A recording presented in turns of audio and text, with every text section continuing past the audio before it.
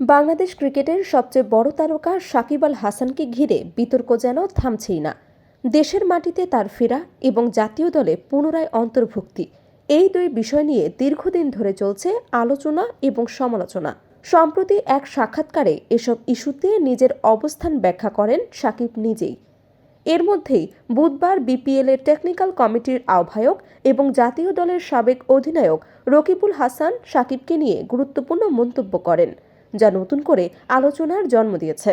বুধবার বিপিএলের সূচি পরিবর্তন সংক্রান্ত এক সংবাদ সম্মেলনে উপস্থিত ছিলেন বিপিএলের গভর্নিং কাউন্সিলের সদস্য সচিব ইফতেখার রহমান মিঠু এবং রকিবুল হাসান। সংবাদ সম্মেলনে বিভিন্ন প্রশ্নের উত্তর দেয়া হলেও সাকিব ইস্যুতে ইফতেখার রহমান মিঠু মন্তব্য এড়িয়ে যান। তবে রকিবুল হাসান এ বিষয়ে খোলাখুলি নিজের মতামত তুলে ধরেন। রাকিবুল হাসান বলেন, Shakib is almost bigger than the board. যদিও একটা কথা আছে, nobody is bigger than the game. Shakib Bangladesh ক্রিকেটের একজন রোল মডেল, আমরা তাকে সবাই পছন্দ করি। তার এই মন্তব্য মুহূর্তেই ক্রিকেট অঙ্গনে আলোচনার কেন্দ্রবিন্দুতে চলে আসে। তবে একই সঙ্গে রকিবুল স্পষ্ট করে দেন, তারকা খেলোয়াড় হলেও সাকিব আইনের ঊর্ধ্বে নন। তিনি বলেন, আমি যত বড় খেলোয়াড়ই হই না কেন, আমি কোনো আইন ভাঙতে পারি না, কেউ সমালোচনার ঊর্ধ্বে নয়। রকিবুলের এই বক্তব্য স্পষ্ট, সাকিবের অবদান স্বীকার করলেও আইনের প্রশ্নে কোনো ছাড় দেওয়া উচিত নয় বলেই তিনি মনে করেন। হাসানের দেশে ফিরতে না পারার বিষয়টি রাজনৈতিক সিদ্ধান্তের বড় ফল বলে মনে করেন রকিবুল হাসান। তার মতে বিষয়টি পুরোপুরি ক্রিকেটীয় নয়। রকিবুল বলেন, সাকিবের বিরুদ্ধে দুইটা এলিগেশন আছে, একটা রাজনৈতিক। আমি মনে করি তাকে দেশে আসতে না দেওয়া একটি রাজনৈতিক সিদ্ধান্ত ছিল, কারণ সে তখন কানাডাতে ক্রিকেট খেলছিল, আর এখানে একটা খুনের ঘটনা ঘটেছে, সেখানে তাকে আসামি করা হয়েছে। সাকিবের বিরুদ্ধে দায়ের হওয়া খুনের মামলাকে অমূলক বলেও মন্তব্য করেন রকিবুল।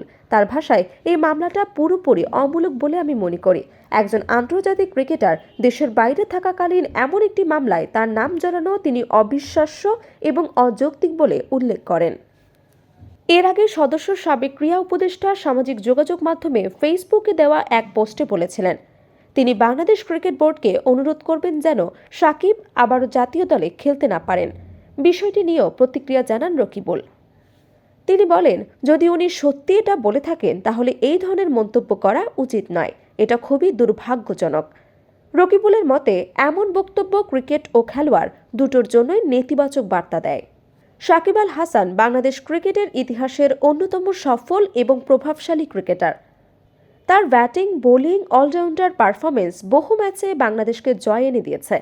ফলে তাকে নিয়ে সিদ্ধান্ত গ্রহণের আবেগ, রাজনীতি কিংবা ব্যক্তিগত মতামতের প্রভাব না পড়ে, এটাই প্রত্যাশা করছেন ক্রিকেট সংশ্লিষ্টরা। রকিবুল হাসানের মন্তব্য একদিকে যেমন সাকিবের প্রতি সম্মান এবং স্বীকৃতি উঠে এসেছে, অন্যদিকে আইনের শাসন ও ক্রিকেটীয় শৃঙ্খলার বিষয়টিও স্পষ্টভাবে উঠে এসেছে। এখন দেখার বিষয়, সাকিবের দেশে ফেরা ও জাতীয় দলের ভবিষ্যৎ নিয়ে বিসিবি শেষ পর্যন্ত কি সিদ্ধান্ত নেয় এবং এই বিতর্ক কোথায় গিয়ে দাঁড়ায়।